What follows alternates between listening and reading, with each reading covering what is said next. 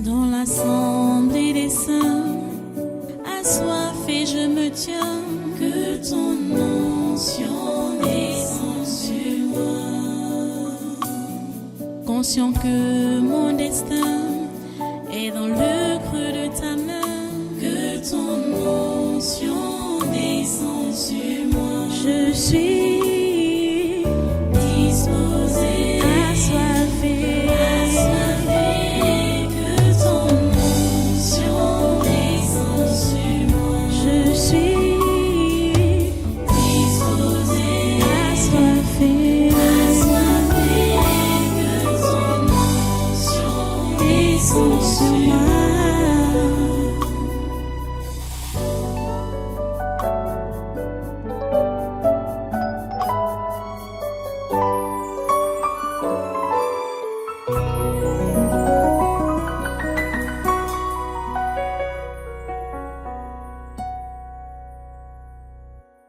Et là, c'est qui? Ah, c'est nous. Vous qui? Nous sommes Oui, vous êtes qui? l'impatience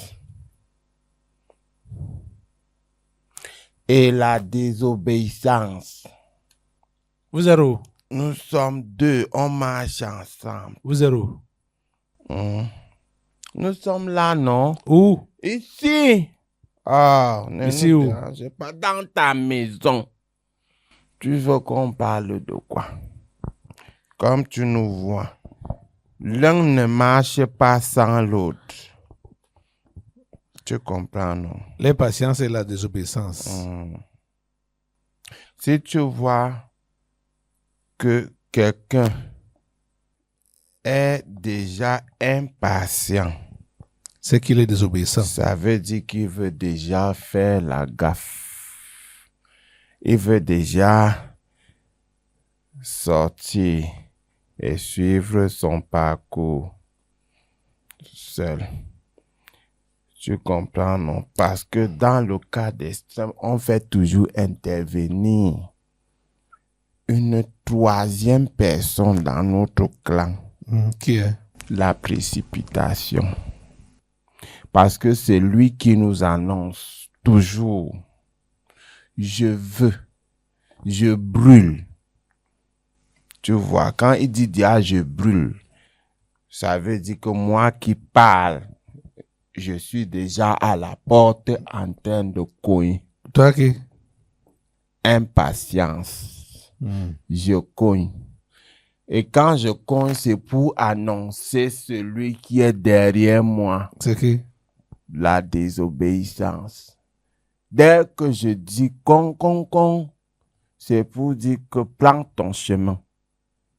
À la désobéissance. Oui, prends ton chemin. Tu peux voler, vole de tes propres ailes. Tu comprends, non? Je comprends. Voilà. Nous sommes toujours opposés à la véritable chrétienté. Tu as lu aujourd'hui en disant que Abraham a commencé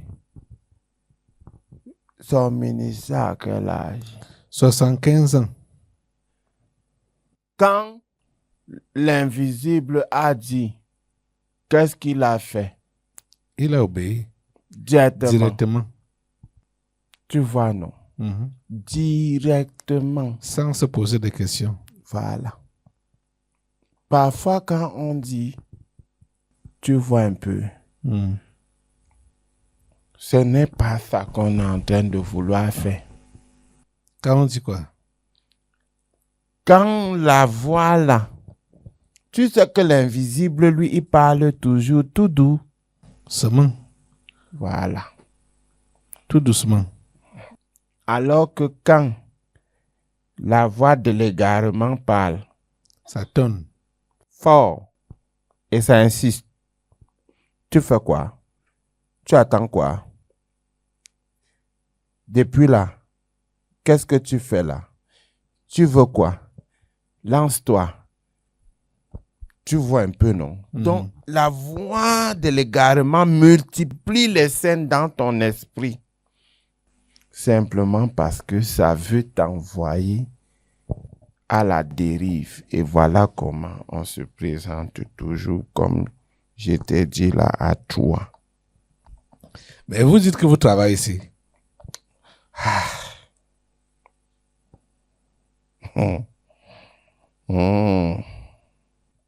Tu as vu les collègues qui sont venus avant nous là, qu'on appelle les esprits familiers, n'est-ce pas? Oui, oui.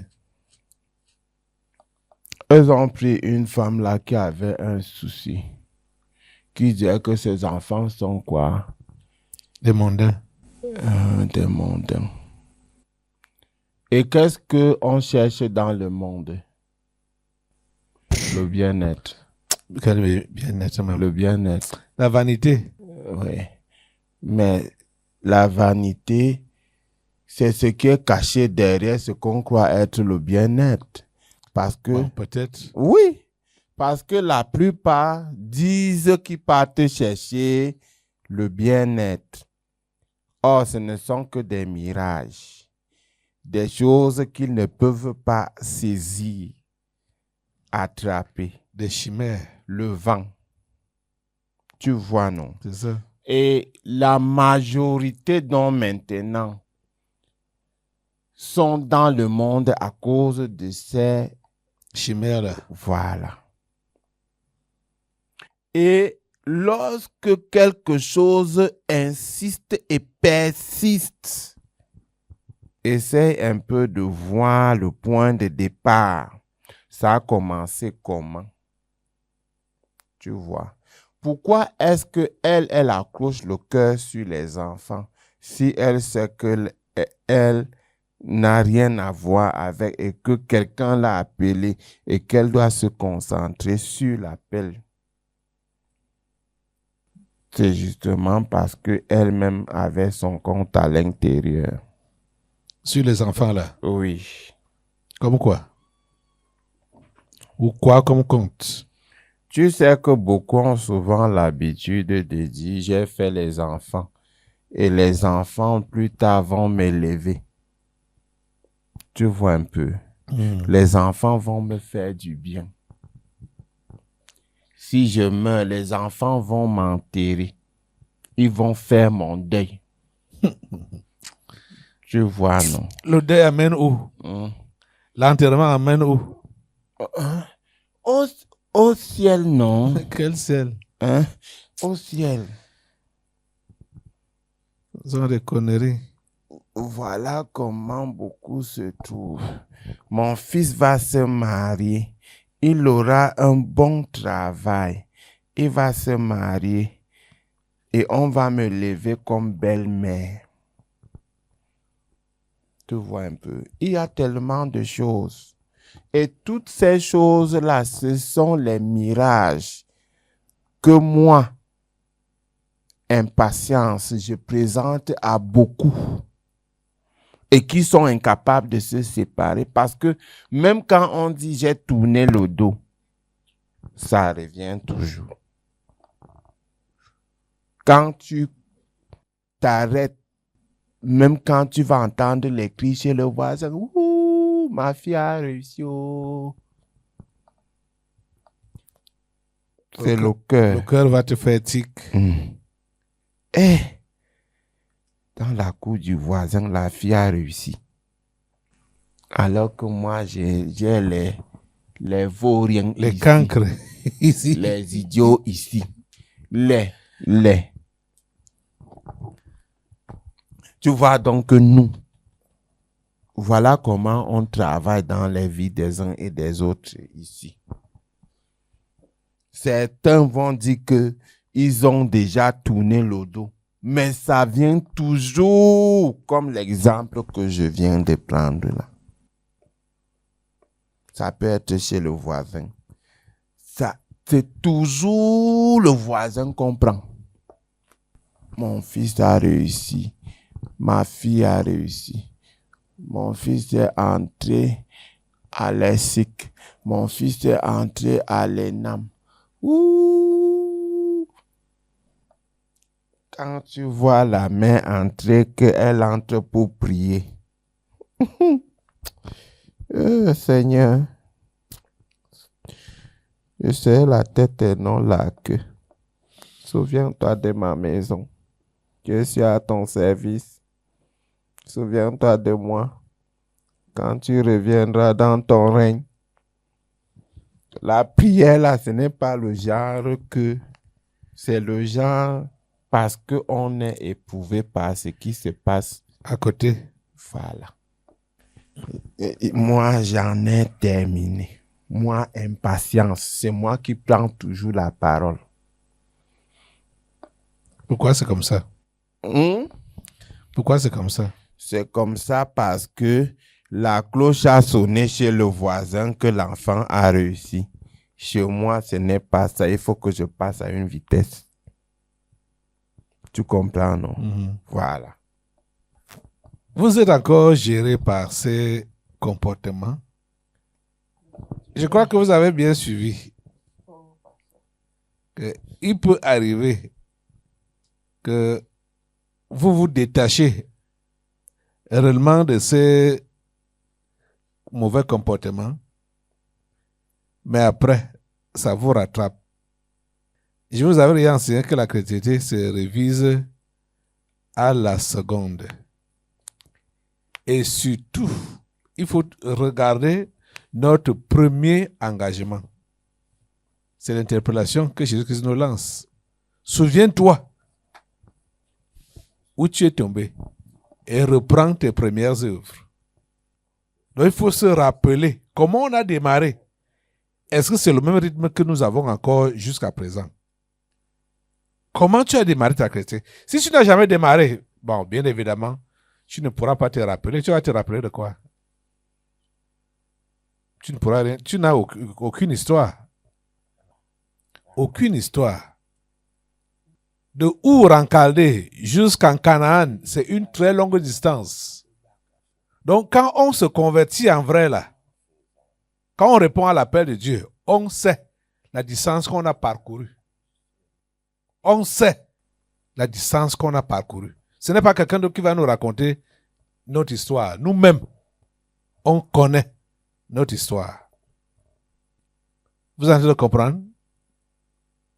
Donc, pour ceux-là qui sont encore... tu peux me dire comment?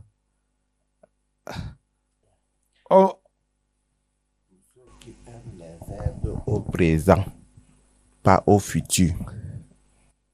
Comme? Je suis avocat. Je suis professeur. Je suis marié. Ce sont les verbes que nous, on aime. Le futur, là, nous, on n'est pas dedans. Ah. Non. Le futur, ça n'arrive jamais. Le ici et le maintenant. Là. Voilà les verbes qui nous intéressent.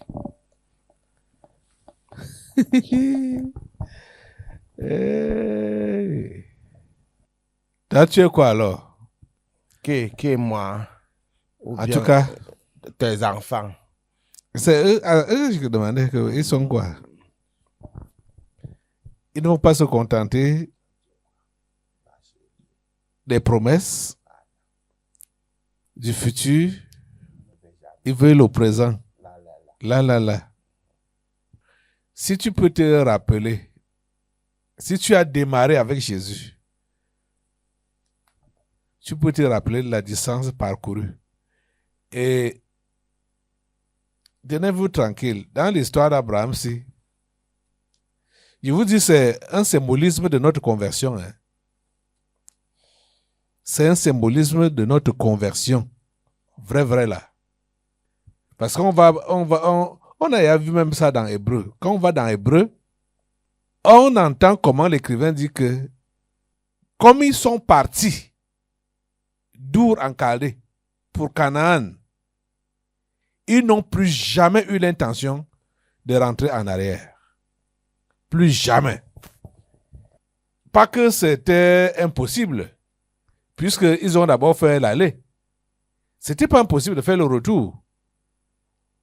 Mais ce n'est pas entré dans leur tête de faire encore marche arrière. Tu as pris l'engagement pour Christ, pour faire encore marche arrière. Quel que soit ce que tu vas rencontrer devant, fonce pour arriver à destination. Et la destination, ce n'est pas sur cette terre qu'on arrive à destination. Il faut que ça entre dans vos oreilles là. Que ce n'est pas sur cette terre qu'on arrive à destination. Tu comprends ça, hein? Reviens avec Samuel là. Tu as compris ça, Samuel? La destination, ce n'est pas sur cette terre. C'est à l'au-delà. La cité, celle dont Dieu est le constructeur, l'architecte, le constructeur, le bâtisseur. C'est lui, c'est Dieu qui a fait tout le plan et c'est lui qui a engagé les travaux. C'est lui. Ce n'est pas nos bricolages de cette terre. C'est lui-même. Nous devons savoir que nous sommes simplement des passagers et des voyageurs. Et ce que nous lui devons, ce n'est que l'obéissance. Suivre ses directives. Baisse tes mains. Ce n'est pas la punition. Samy. Ok.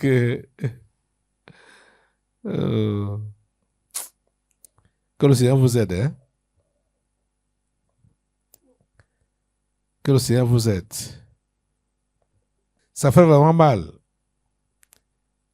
de savoir que plusieurs parmi vous là, malgré tout l'amour, l'encadrement, les conseils que Dieu vous prodigue, vous décidez de lui désobéir, de faire à votre tête, faire comme vous voulez, comme ça vous vient. Que Dieu vous aide. Qu'il est petit de vous. Moi, je vais couper les têtes à ces démons. Ceux qui vont réellement lever les mains, s'engager à obéir comme Abraham l'a fait, tant mieux. Ceux qui ne vont pas le faire, ils ne diront pas que rien n'a été fait pour eux.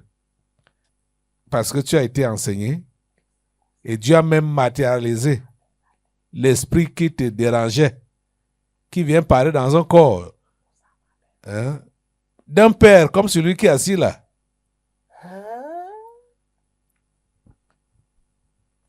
Je vous attache. Vous avez dit que vous êtes le trio?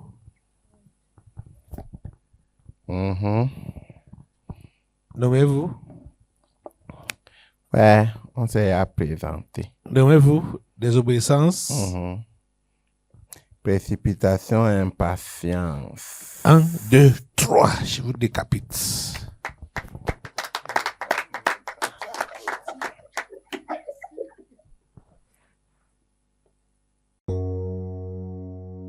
Dans l'assemblée des saints, assoiffé je me tiens, que ton onction descende sur moi. Conscient que mon destin est dans le creux de ta main, que ton onction descende sur moi. Je suis